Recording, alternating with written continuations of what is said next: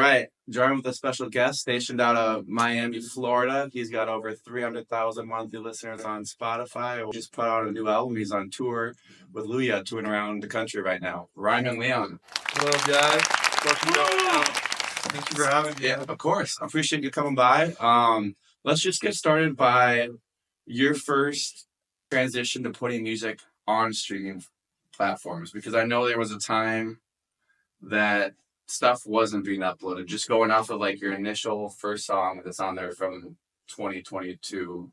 It's too good to be like your first song.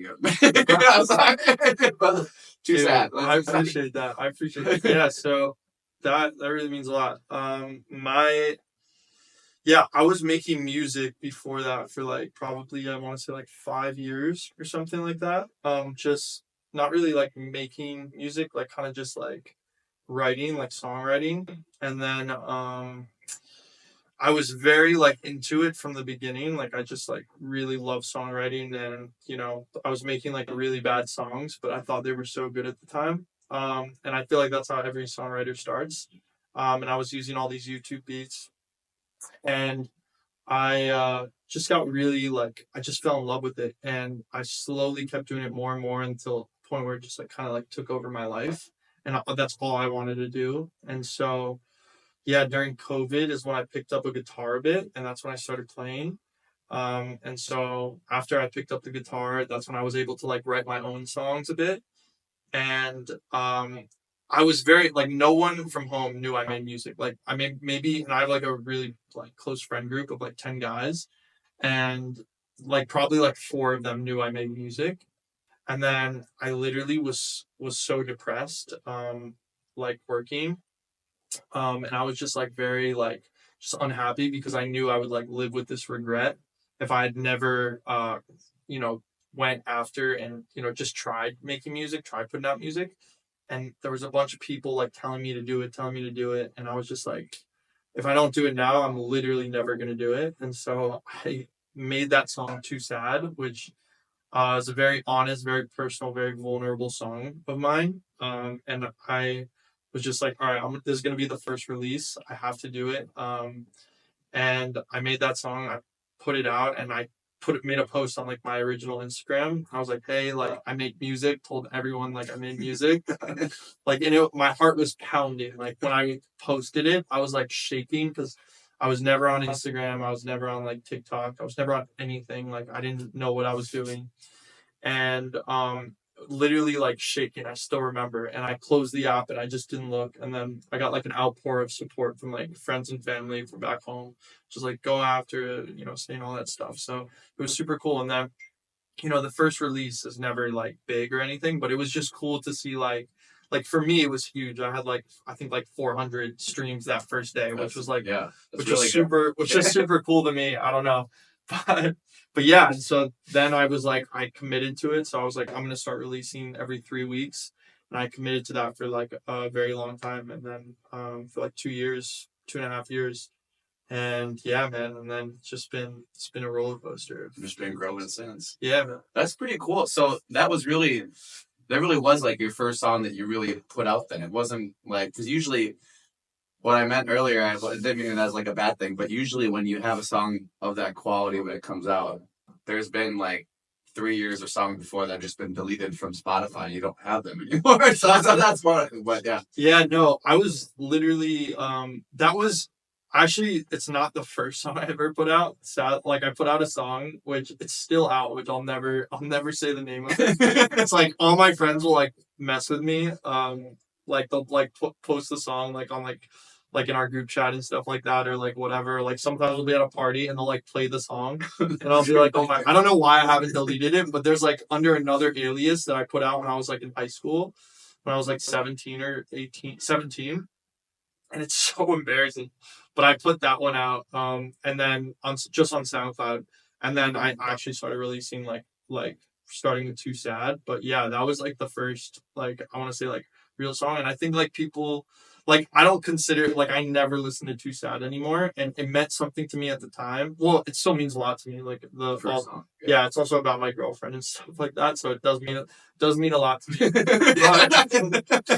Yeah, no, but it really does. But it's just like the quality of it and like everything, like how it sounds and whatever, is like so like it's so crazy how much of a difference it is to like now the music I'm making now. But I feel like people appreciate like the growth in sound that me as an artist, like how it's come to like where I'm at right now. I feel like Yeah, and even going later on that year, you put out some other songs that almost sounded like a completely different, like Ordinary, yeah, and like that stuff almost sounded like I was going, because anytime I have a guest on here, I start at the start of their music and then just try to listen through all of it, so I kind of like grasp like all the stages to talk about stuff.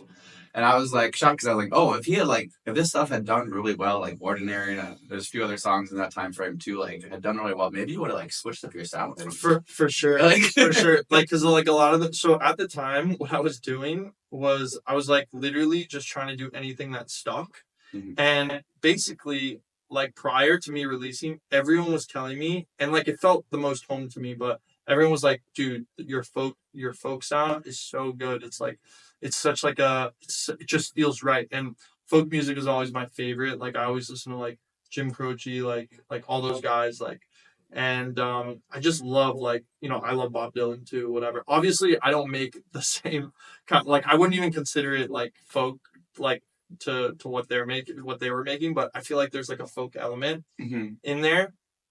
But yeah, so like a lot of people like would always tell me the folk stuff.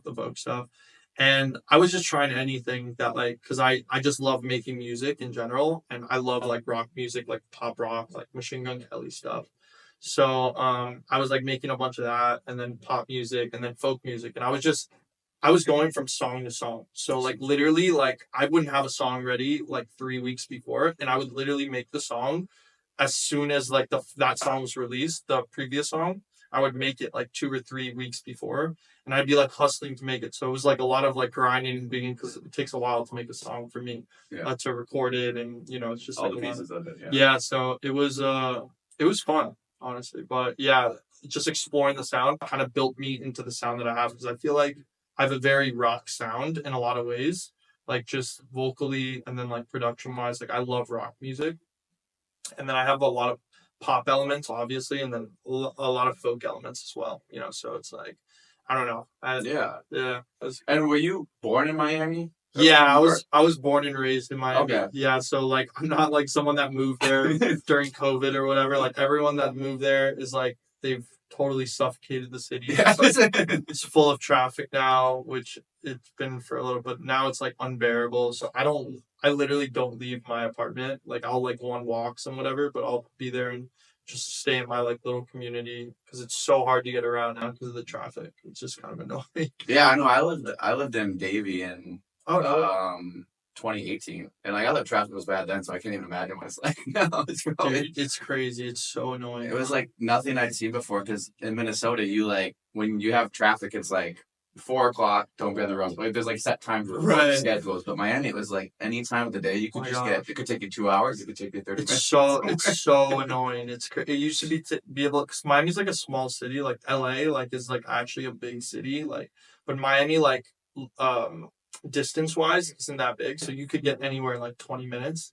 Now it's like if there's traffic, like good luck. You better off walking. Yeah, man, it's crazy. It's crazy. And that's kind of something I want to dive into too. I think you did something really well when I first came upon your music. Like I was just scrolling through Instagram and you had a very stereotypical post, but you made it like yours really well in a way that made me like interested in who you are as a person. You had like I'm gonna mess up the wording of it, but it was one of those posts where it's like, oh, like if you listen to Noah Khan, that like type of post type of thing, like this is me, this is my music, but instead of just being like you talking into a phone and then your music playing, you did all this stuff like that encapsulates you as a person, like you were jumping off a boat, I think, and a bunch of other stuff, but it really tied in a sense of like who you are outside of music and also who you are with music while having your song playing versus just talking over your song, which a lot of people do, not to fault anybody, but what like drew you to, I guess, take it the next step and try and incorporate so much, because that takes a lot of time and effort. Obviously, it's a lot faster just like talking to it, be like da da da da da, write the words on, and then put song in the background. Like it's a lot easier, and the volume to get out is a lot easier that way. The volume everyone says to get out, but you went more detailed. It took more time for like one piece. I feel like, thank you for that. Yeah. I'm glad you noticed that, because I honestly take it's hard. Social media is obviously it's so tough, and it's very there's a lot of elements involved with it and stuff like that. And there's hate comments, there's a lot of criticism on like what you're doing and stuff. And so it's cool that I've been blessed, knock on wood, to like build this community of like people that are like have a lot of that share a lot of the same values that I do, because a lot of the stuff, as you said, as generic and stuff as it is, like I genuinely believe it. And I really like try to, like, if I say something, I try to make sure that I'm as like I do it, and like it's actually who I am. So I don't know, it's been like it's been a super cool journey of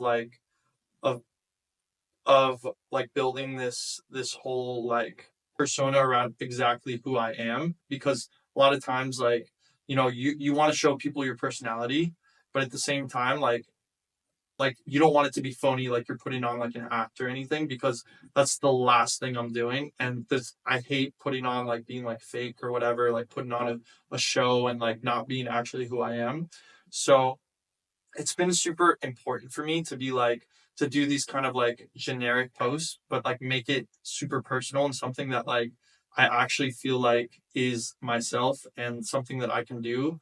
I guess it's been a little bit tricky, and like I'm still trying to like figure out ways to like add like more of my personality and my content and stuff, and like just do that element more, which is, I feel like, the next heap that I'm kind of going over, where I'm like, okay, like how do I like show people like more of like myself, and like without being invasive to like my my friends and my family, and like just myself in general, where it's like overreaching and something that doesn't feel like organic or right, and does feels like I'm just doing it for the content. So I don't know, that's kind of like where I've been at right now, but it's been cool, and I'm very glad that you said that, and like you appreciate that, because I really try my best to like make that a thing. Yeah, no, and like it was cool because I can't remember what song it was in the background, but usually, I'm constantly looking for new people to listen to, new artists to find, new, all that. And a lot of times, um, I'll find artists where I'm looking for a song, so I'll like find the song by them that I like, and then I'll be like, oh, maybe they have like all this other stuff that I want to listen to. And sadly, a lot of times that's not the case. Once in a while you get lucky and it is. But I like went into your catalog and you have like 3 years worth of music where you put out a whole bunch of music. And one of my favorite songs that I've actually found this year is Somewhere in the Silence, which is one by you. Obviously that would hurt. But I guess like to have like, where did it come where you talked about with the pop, more the rock influence, and now it feels like you don't have this sound where it's like you listen to an album you put out in April and you feel like, oh, every song sounds the same. Like you tell each one are different, but you have like a specific sound in your music. Like if I'm listening to something in the car and it shuffles to you, like I know it's your song a lot of times even before you start singing. So what kind of pieces or team did you get together as far as like making something that's yours but isn't like cookie cutter every time you make it, if that makes sense? Yeah, damn. Wow, thank you for that. Yeah, so about a year ago, I was pretty unhappy with where I was like musically. Mm-hmm. And it was just, yeah, I was just like, I was so unhappy to the point where I was like, I don't even want to make music, because it felt like I was doing it for like, it felt like I was doing the music, and I'm going to be completely honest here, it felt like I was doing it for the money. Because, when you put out a song every 3 weeks, it kind of like builds and builds and builds and builds. But so I was kind of kept doing it because I didn't want it to stop building. And I got to a point where I was like making this music, and like I was just making music to just put out another song, and it didn't feel like I was making music to do it. And the reason for that was because I was doing it all by myself, and I didn't have someone to make the music with, which is literally the best part about music, is like making it with someone else, because you're there, you're like collaborating, and it's like fun. They add elements to it. So I at that point I was like kind of at like a crossroads where I didn't really know where I was going to go, and I found this guy. His name's Sam Vendick. Yeah, yeah, yeah. I found him on his Spotify. I randomly like heard his songs. I'm always looking for new music, like you, and I really loved this song. It's called Pre-Starcross. And I was just like, holy, I was just like, oh shit, like whatever. Um, and I just DM'd him and I was like, hey, bro, love your song, like whatever, like love to work with you. And then he DM'd me back. He's like, hey, like, bro, I love your song, like Life's Been Boring, whatever. And we were like, let's work. And so I ended up working with him. And the reason I found him was we had like a mutual friend. And basically, like it was just random, but we had a mutual friend. So when I saw that we had a mutual friend, that's when I DM'd him. And so we started working online, and we ended up making like the Love You're Looking For. We ended up making that song on the while we were, on a Zoom call. And I was like, oh wow, I really like making music with you. He kind of got like my vibe like immediately, and I was like, yo, bro, I'd love to work with you, someday, and like in person. And he was like, yeah, it's like I'm based in LA. So I flew over to LA. We started working like immediately, and I told him my schedule, and I was like, bro, I want to put out a song every 3 weeks. He's like, let's do it. He's like, we kind of like came to like a cool agreement, where he was gonna pretty much do all my songs with me, and we just kind of got each other. Like me and him are like really good friends now. Like he obviously came on tour with me, and we're like really close now. But he got me on like a songwriter level, which a lot of times like you just don't, when you're writing. Like I can write songs with anyone. Like I'm never like, oh, like they're a different kind of songwriter. Like I kind of go to like their where they're at, but I feel like we kind of connected on like a very similar level, which is obviously why I really liked his music in the first place. So the minute that happened, I was like, oh my god, like my love for music like came back. And I always told him that I'm like, you kind of like re-inspired like this new wave of music. So it was like really cool. And so now like to me, like making music is such like a sacred thing, where it's like there's like this energy there when you're like making a song, that like you have to be in the room. Like it's just felt, it's felt. So yeah, it was cool to do that. And obviously working with him, like a lot of my influences and a lot of his influences, like we like feed off of each other, and we feel like we've created like this very unique like cool sound, like so it's cool to see that, like you see that, and like you can hear like a vibe and stuff like that from like just even hearing the music. Like it's been one of the coolest things like this year, honestly, that's happened to us. Yeah. Yeah, no, that's super cool. You actually mentioned a song that I wanted to talk about, the Life is Boring song. When you have a song like that hits, I think it's at like 20 million or something like that on Spotify alone. Crazy, yeah. Like, how do you adjust, I guess, when that drops, and like the numbers are obviously going different than anything else you've dropped before? And then how do you like approach things after that in like a positive light?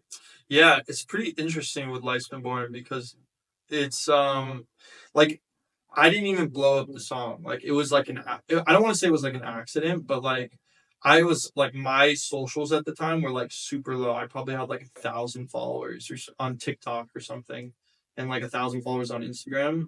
And so I didn't even blow up the song. It was like found by Bangers Only, and they blew up. They made a video. Yeah, they're the ones that blew up the song because they liked the song. And so I was like, holy shit, like this is crazy. Like my life has changed, whatever.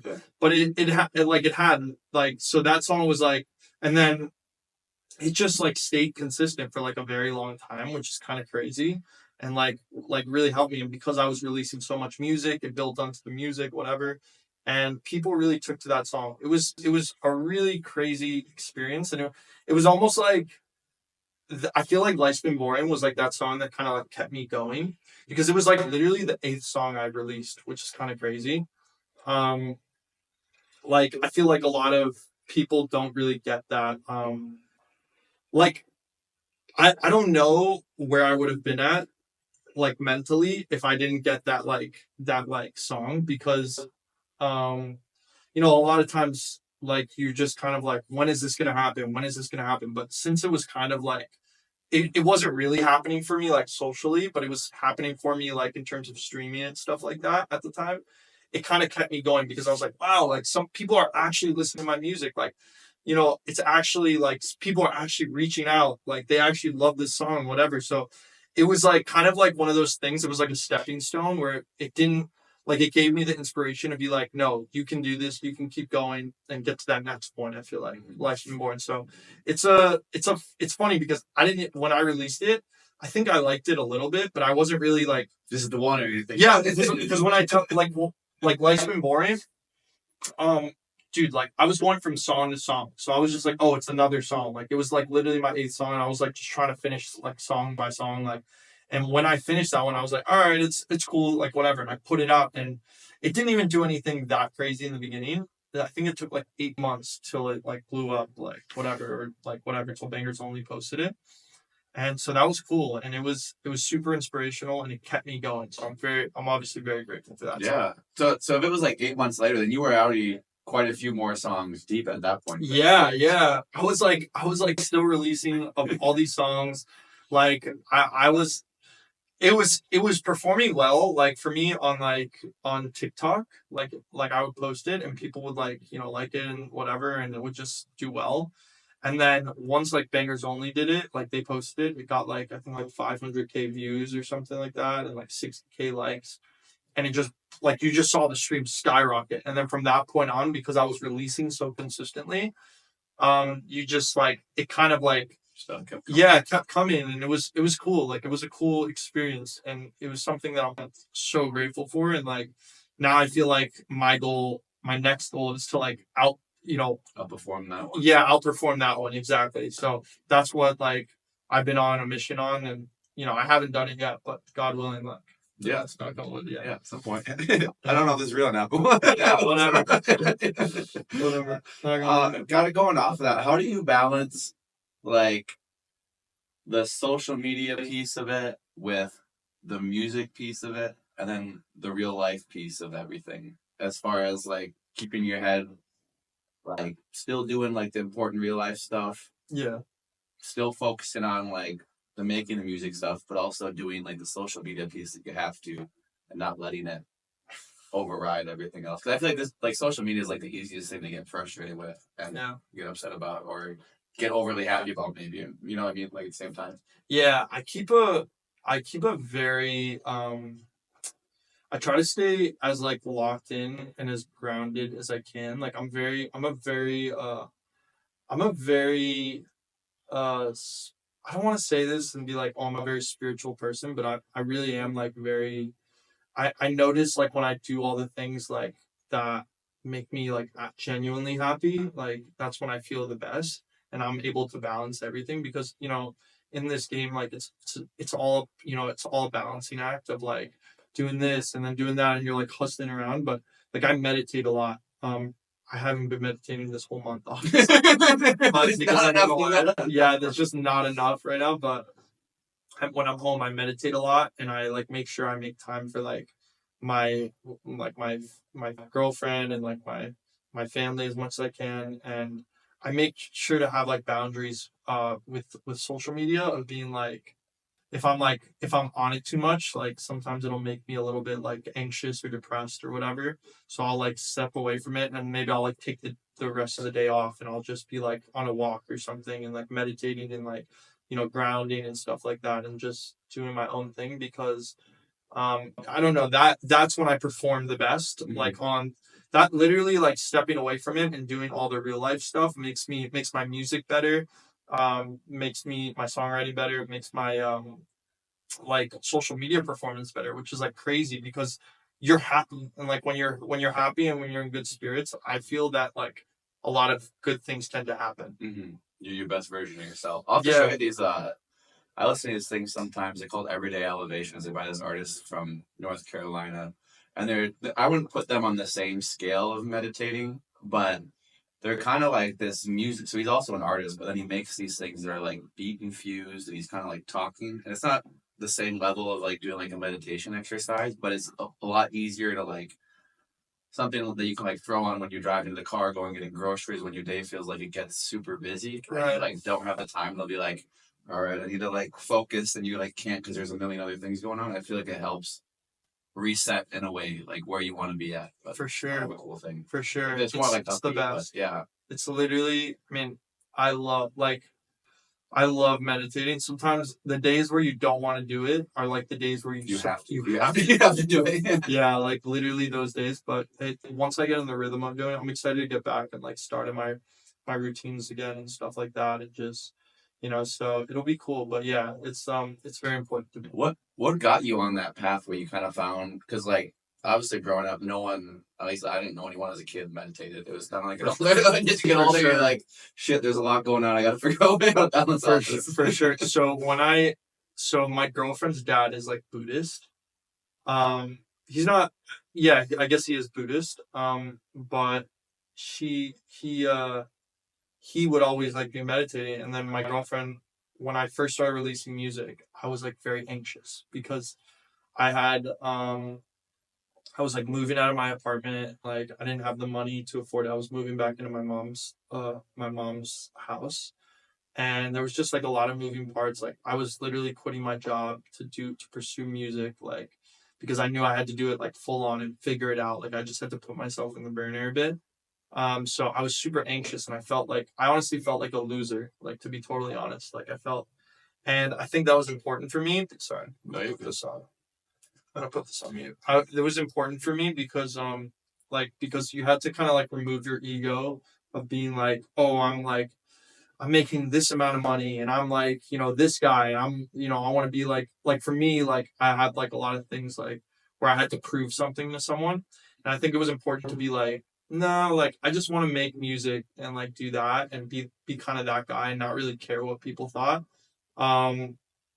And so, yeah, when I did that, it was like a huge, I had a lot of anxiety, about it. And when I would literally just have like panic attacks, and my girlfriend would be like, you should go on a walk. And so I would go on a walk, and it would make me feel so much better. And at first I was like, I'm not going on a walk. Like that's the dumbest thing ever. Like who would just go on an aimless walk? Yeah. Like that's so stupid. Like whatever. I didn't say it was so stupid. But yeah. I was like, you don't get it. Yeah. Like that doesn't make sense. But I'd be like, fine. And I'd go, and it would make me feel so much better. And then she was like, we should meditate. Like, we should meditate. And I would be like, okay. And then I would meditate, and it would make me feel so much better, so much more at peace. And so I would just, like, at the time, I was, like, meditating, like, 2 times a day for, like, 30 minutes each. So I was meditating for, like, an hour a day, which is a very long time. Like, right now, I meditate for, like, 15 or 20 minutes a day. And so when I started doing that, it started making me feel better, a little bit more centered, and, like, whatever. And so that's how I did it. And her dad showed me how to meditate. Like the way he does it. Everyone does it differently, but it's the way he does it. And that's when I started. And it's really helped me. It's made me a little bit like care a lot. Like just focus on myself and like be a better, happy, more, a person that I want to be, Mm-hmm. No, for sure. You mentioned something really interesting early on that I think a lot of artists deal with, where it's, you want like, not necessarily that you need to feel validated, but like you tie your ego so much to the work that you do that it's like you feel like your ego like is proving people wrong that you can do something, almost like is like what prevents you from like taking it to the next step. I think a lot of time, in like a lot of walks of life, I think if you let your ego be like the driving factor of it, it feels like you're like almost pushing things so hard instead of letting them like flow the way they're supposed to in a way. For sure. Now listen, like your ego comes out, like no matter what, like your ego comes out, and like, as humans, like, we all want to be recognized. We all want recognition. Like we all want, people to think that we're cool, like it's whatever. Like it's just part of like the human condition. But I feel like I try to like, I never try to like be like like, build up my ego and think I'm like the shit or think I'm like really cool. Because at the end of the day, like the reason I do music is to help people. And like if I can go out of my way and like be there for people and be there and help people and like, also the music I make and like the messages I receive like have kind of changed my perspective on like why I do it and have been like, okay, like I'm literally here to like help people. And so it's kind of like removed my ego in a lot of ways of being like, oh, like I'm the man or whatever, like think that you're better than someone because you have this and they don't. Like I hate when people are like entitled like that and think that they're so much better than someone else. It literally drives me crazy. So it's like I try to remove my ego as much as I can and be like as I don't know, just as like as I don't want this it sounds cringe to say, but just as like good of a person as I can be to be there for other people because it's like that's what we're here for. Like there's no reason to be like a bad person, like you can always be a great person, like just nice to someone else and be, if you can make someone else's day, like why not? Why not? Yeah, why be negative? And you don't know what someone else is going through. Exactly. That's the biggest thing is like you never know what someone else is going through. Like they're like you going out of your way to be nice to them or like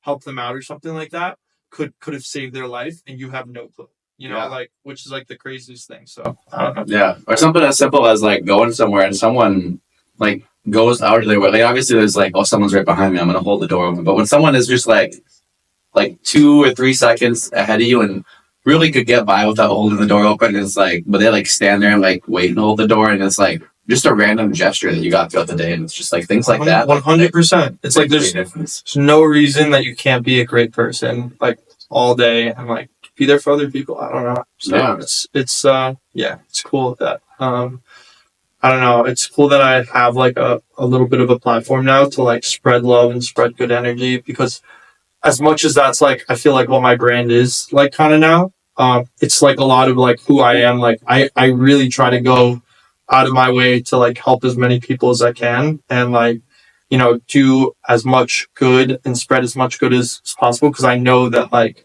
doing that, like there's a lot of, good that happens because of it, Mm-hmm. So I don't know. It's cool. For sure. Does that ever get like a lot of your songs are very emotionally charged, not all like sad, but there's a lot of like emotion behind every song. I think if you're gonna make good music, like there has to be an emotion behind it, obviously. So that's part of it. But like, obviously, I'm sure you get all these messages of people that are like going through stuff and telling you, "Oh, this song helped me with this, that, and the other thing." Does that ever get like to be like overwhelming at a certain level?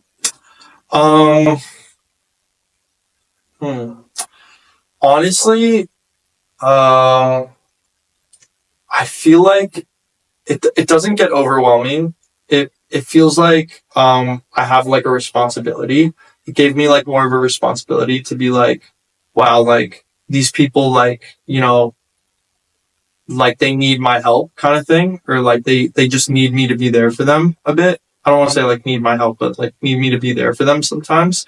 And so it's giving me like that kind of responsibility, which I hold to very, very, like, it's something that I like I gratefully like am willing to take on. And I'm so like, it's something that's just such an important responsibility of mine because, I don't know, like it's, you never know what, like we said, like what someone else is going through. And like, if I can make someone's day a little bit better, like I'm willing to, and I don't really feel overwhelmed by it. I feel more like, yeah, if I can help someone, like I want to do that. Yeah, no, that's really cool. And just shine a light on an example of this that you've done with your work on this dive by tour with Luya. You're actually like, there's always this, not always, but a lot of artists do this thing with this caption where it's like, if you see this video, save this and you can be backstage at my show. You've actually done like these acoustic sets with these small, groups of people in the back afterwards. What like sparked that idea to actually like do that? Because everyone posts that clip, and I haven't seen anybody actually do that show ever. So we were like, yo, we're actually gonna do it, like, because we noticed that too. Like, everyone always says this stuff that, like, oh, we're gonna invite you backstage, and no one's ever done that. No one invites them backstage. They're not even touring. Like, they never even go touring. So I was like, oh, I'm gonna use this as a complete, like, opportunity to, like, bring people backstage, like, and, like, play for them, and, like, do these fun acoustic sets. And we didn't initially do that. We didn't do it like, when we first started touring, like, most of the shows, like, I'd do my set and we were done and that was it. And then when Columbus happened, we were in Columbus and we had such a fun time with, like, a bunch of the people there. And we were like, they're like, come on, play a few songs after. And we were just chilling there and it was very chill. Yeah. So we're like, okay, like, we'll just do a few songs.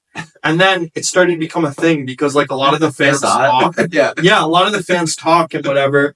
And so, like, what, do you hate us? You're not gonna play a show for us? So, like, we'd literally be at the next show and they'd be like, can you play us, like, this song? And I'd be like, yeah, sure. And so it became a thing. And then literally it just became part of our set. I'd be like, hey guys, after the show, we're going to do an acoustic set. If you guys want to come backstage and, like, whatever. And so I showed them around backstage, show everyone around backstage. And to the point where, like, the venues were getting upset with us. They would literally be like, yo, we're closing up. Like, you know, get going, like, whatever. And we'd be like, okay. So we'd bring it to the street and, like, literally play for them in the street and stuff like that. So it was fun. It's, like, such a cool thing. And, like, the boys, like, you know, my guys, like Sam and Sam, like, they both love it too. Because I love for them to play a song as well. And, you know, I love both their music so much. Mm-hmm. So I love for them to play their songs too. And, like, the crowd to see, you know, their music. It was just so cool. So it's super fun. Which is really cool factor because I didn't notice. I think the first time it was Matson's bass guitar as Brennan. And then, like, there's so many of these artists that you see go on tour. So, like, someone comes to see you, right? Mm-hmm. They even... I think it'd be a little bit harder in your case just because Sam's done so many songs with you. Mm-hmm. But I never realized how many artists you see on tour with this artist that have their own thing. Like Townsend, for example, that tours with Knox and does the bass. Right. Like, and you're like, oh, their stuff is, like, good. And I have no idea that this dude makes his own music. Yeah. Like, but, like, in this case, they see an acoustic set where they have a song and you're like, oh, this guy has music too. I should check this out. Yeah. No, it's been super cool. And, like, I think they love the acoustic set because, like, you know, everyone is so, like, interested to see, like, them play their songs and stuff like that. And a lot of them know their songs, which is super cool too. So a lot of the people are coming for, like, the Sams, which is so much fun. And we're just like, oh shit, like, you know, like, they know us and whatever. And it's been so much of, like, every show's different. And it's been, like, just a cool experience all in all.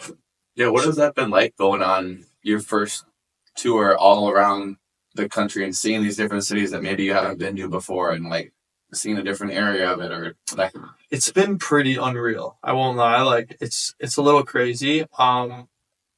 It's like, you go to these cities and, like I'll walk into the show and, like, to have people coming up to me and being like, you know, telling me their stories with my music and just being like, you know, like, some people have told me some really, like, you know, just unbelievable things that you know, you can't even believe that, like, my music carries that kind of weight to them, you know, and just is so important to them because obviously it's important to me. I'm very, like, vulnerable and, you know, important songs, but you just can't imagine, like, someone else, like, feeling, like, as passionate about, you know, your own music. Like, it's just hard to fathom, which I guess I guess you could because this is why I did it, but it's just so crazy. And then seeing it in person and seeing these people it's unbelievable. So it's been really cool. And just seeing the cities and seeing how each city is, like, different and, like, the crowds are different and, like, you know, just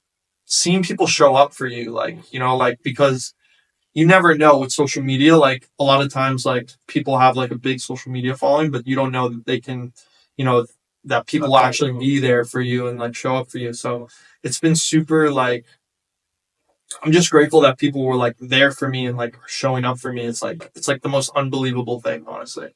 Yeah. No, that is, like, the hardest thing that a lot of people talk about, where you, like, have, like, this cool following of people that'll, like your stuff when you make it or post it and they'll listen to your song. But, like, that virtual, like, human experience is so different and doesn't always translate super So well. different. Yeah, it's so different. And there's a lot of artists that like that I've been struggling with that. And not to say that like, I mean, I'm like still like there's still markets where I'm still trying to like sell more and like, have better show outs to some of the shows. Like I'm not like selling out every show, you know, which it's all part of the journey, I think. Mm-hmm. But it's super interesting and it's super cool to me that like people are just showing up for me in general and telling me their stories, telling me how much, the music has helped them, which is like literally why I do this in the first place. So it's been awesome.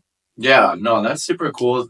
Just to like have it be your first tour and have people show up. Because I know a lot of people, it's hard. Like, even I've seen artists that I followed for a while and I go back and see them now.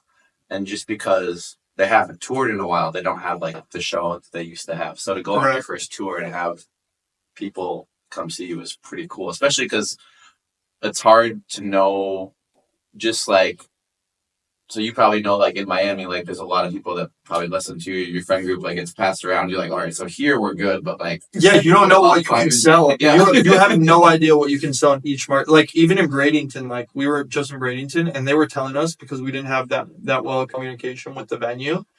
We thought like we had no idea how many people were going to show up, and then like a shit ton of people showed up. It's gonna be 10 people tonight. No, I swear to God, I was telling my mom, I was like, honestly, like, don't, because my mom came to the Bradenton show. I was like, honestly, don't come to the show. Like, it's gonna be a little embarrassing. Like, no one's gonna come.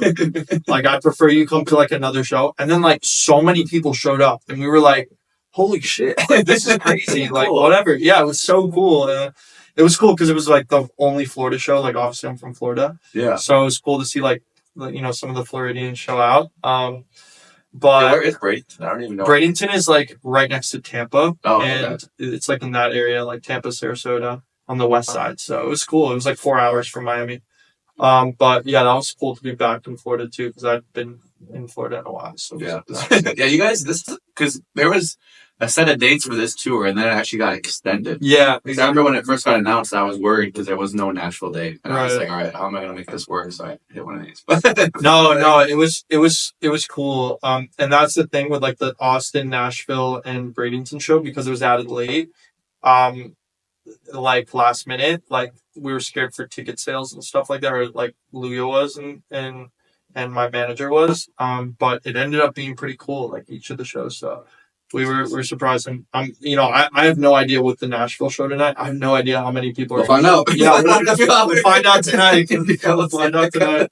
Literally. So we'll see. But it'll be fun. My dad and my sisters are coming. Two of my sisters, so it'll be fun. Yeah, we'll super cool. What I mean, obviously, right now, probably some rest at the end of this tour, but what do you kind of have planned for, like, the future of the rest of this year, after wrapping up, like, your first tour? So I have this EP that I'm going to drop. It's going to be a 5-song EP, which is starting with this last song that I just released, The Little Things, yeah. And then 4 other songs, which I'm super excited for these next few songs. I was excited for The Little Things, but I think I'm like super, super excited for these next like 3 songs.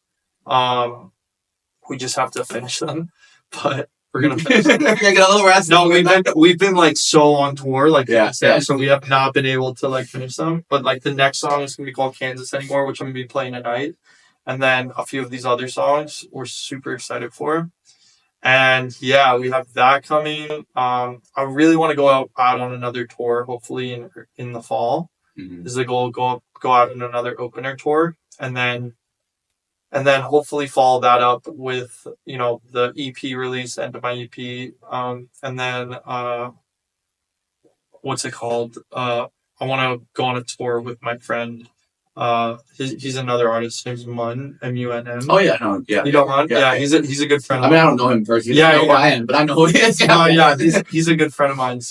So we were like talking about potentially going on like a tour, us two, and then doing that maybe in the spring. So we're thinking of that. So it'd be cool. So we're still figuring it out. That'd be super cool. Yeah, he's actually Isn't he? No, he's not out of Nashville, is he? He was for Okay, very long. that's- He was here for like 5 years, but he just moved to LA. So Okay, he's been that's out there. yeah. He's loved it. That's what I was thinking. I was like, I think when I moved here, I actually saw something that someone did with him or like around here. I was like, wait, does he live out here too? Because like, Yeah, there's so many people that I had no idea lived out here. They're like, wait, you Yeah. live here? What? yeah. He was one of the guys that when I didn't have any music out, I reached out to him and his manager, and they were like the guys that were telling me like, "Yo, you should release, and they were like so popping, and like they were like very big, and I was like, the fact that they said that and they were telling me that like kind of gave me a lot of strength to be like, all right, I'm gonna do it, whatever. So I'm always very grateful to them. No, he's got like a lot of good sad music. Like I really enjoy He like his- also like he's like the best guy. Yeah. Like, he's the fucking man. Like me and him have always been like really like we connected immediately and we just become good friends. No, I remember when he dropped. I think it's called like Religion's Epitome or something. Yeah, like that. Yeah, and it was so good. And then he like didn't drop for a long time. I was like, dude, where's the music? We want more.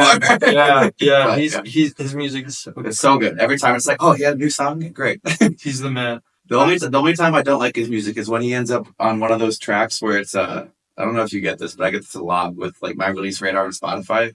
When an artist has a song, like an independent artist especially, when they have a song that does well, other people will like use their name on the song, and it's Oh my like God. not them, and so you'll get all Yeah. excited because you're like, oh, they dropped a new It's song. great. and it's not That them. happened to him. Like I remember Yeah. not too long ago, he had to like take down the song. It was I was very upset. I was like, oh, he dropped a new song, and it wasn't. I could It's tell. crazy. Yeah. It's crazy. Yeah, I don't know what was going on with that, but yeah, I always like look out for that too now, just in case like It someone's happens a lot. Yeah, just in case someone's releasing under my name or something. Yeah. Because they'll do that just to get like release radar streams or whatever, Mhm. like algorithmic streams. No, I remember when V Wills dropped that song. It was like there was a new one every week that would go out. It's so annoying. It's so annoying. Yeah, it's crazy that it happens to like someone as big as him, Yeah. So it's cool. Yeah, so kind of coming to the end here, I do have a selfish question, just because it's my favorite song by you. But what kind of went into Sounds of Silence? Yeah, Somewhere in the Silence. That song was actually crazy. We wrote it in Nashville, and we were writing Perfect Blue, if you know that Yeah. song. We were here in like East Nashville. This is East Nashville, Yeah. right? Yeah, we were here in East Nashville and we were writing it, and basically as we were writing like Perfect Blue, it was taking like a super long time. It was taking like 4 or 5 hours to write. And we were with like another friend too. Her name's Ella Collier. She's like an amazing songwriter, and she has her own artist project too, which is amazing. She makes great music. But we were here writing outside, and it was getting a little bit late. We were writing for 4 or 5 hours. We weren't done with Perfect Blue yet. So we go inside, and as we go inside, we're all like exhausted, and Sam starts playing like a riff, which is the Somewhere in the Silence riff, the beginning of it. I was like, oh shit, what's that? And so I put on my voice memos, and I just started ripping on it. I started saying, I see you dancing in the street lights. Like I started singing that like randomly, and then I was just like instantly like knew kind of like what the song was gonna be about. And I look at like Sam and Ella, I'm like, have any of you guys had anyone that's ever passed away? And so we kind of like combined like all of our stories a bit. And it's super personal to me. It's super personal to Sam. And it's super personal to Ella as well. And we ended up writing that song in like 20 or 30 minutes, which is crazy. Like it just flew out. Like it was just like completely connected. It was like a really crazy experience. We all got the chills. And it's a very important song to all of us. It means a lot. So it was just probably one of the craziest like, writing experience I've ever had. And then to see it like transform and see people's like genuine, that song has like, the impact it's had, like the messages I've received of like people telling me like how much it's helped them and stuff like that was like one of the coolest experiences of my life. And I'm forever grateful for that song and for that experience. I think Sam has like a very similar experience as well. And like just to know that it's like out there helping people is like, it's all we could ever ask for, So Yeah, it was cool. Super cool how cohesively, kind of going back to what you said earlier about like trying to write with people that come from different places and have it not look like a paper that was written by a bunch of different people. Like in school, if you had like your friend write part of your paper, then like teacher would be like, "Oh, this part sounds like this," and For But sure. like, then you see that with music, where like you can kind of tell when people get so big because you can be like, well, this doesn't sound like something they would say, or this sounds like it came from someone else, type of thing. So to have 3 people come in and write on it and make it sound like as cohesive as it does, like I wouldn't have known that all 3 of you guys wrote the lyrics to that song. Yeah, it's cool. It was really cool, and it was just like, I don't know. We were all. That night was crazy. I still have the voice memos, and sometimes I'll listen to it of like us writing the song. We were just like, "What's going on?" Like the light was flickering, like there was like a presence in the house that we were at while we were writing it. It was just like it was crazy. Like it was very special. So just honored that I got to even write that song. Which is cool. No, super cool. Well, I appreciate you so much for taking time out of your busy schedule to be here today. Thank you. I had the tour and you got everything going on, but it was great to have you. Dude, thank you so much for having me. This is cool. This is like my first in-person podcast.